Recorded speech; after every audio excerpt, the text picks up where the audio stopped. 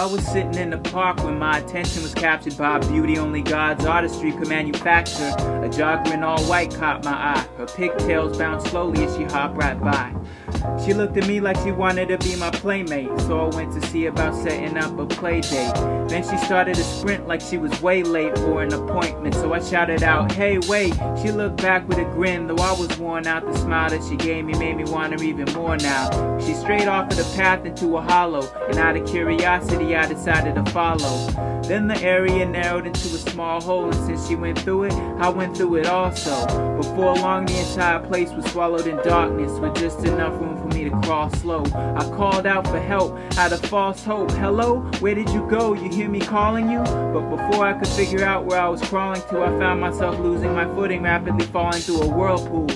As I emerged through the other side, floating in a dark ocean of slimy goo, I looked around a bit, and after my review, I realized that I had been taken somewhere entirely new. I was lost at sea with an abandoned tribe. It was cold, dark, and wet with no land in sight. The other people in the water weren't as sad as I, but none of them could see. They all seemed satisfied. Just then, a lightning bolt fell out of the gray curtain draped in the sky, which was a cloud above. Grab hold and rise, the sky thundered. Could this be the way to safety, I wondered? The others mentioned that I shouldn't attempt it. I thought about their advice, but then went against it. I grabbed the rope tightly and I was brought up, looking down upon the blind and the murky waters. I soon discovered that this was a smart route. As I reached the other side of the dark clouds, I saw that after you rise, you see the afternoon skies, even though below it was still dark out. It wasn't that the sun didn't shine, it was just sitting high above the barrier it was hidden by.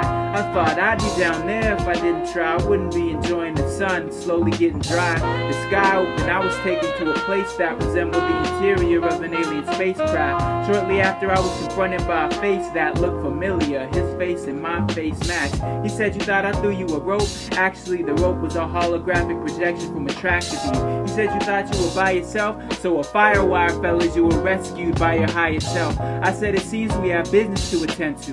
What about the others? Shouldn't we rescue them too?" He said, "In the end, human beings have free will. If a person wants to ascend, he or she will. Those who never learn how to love stay in the troubled waters with the dark cloud above. They hear rise when the thunder speaks, but they would all rather stay underneath. Some individuals decide to rise through it, so others have become acclimatized to it.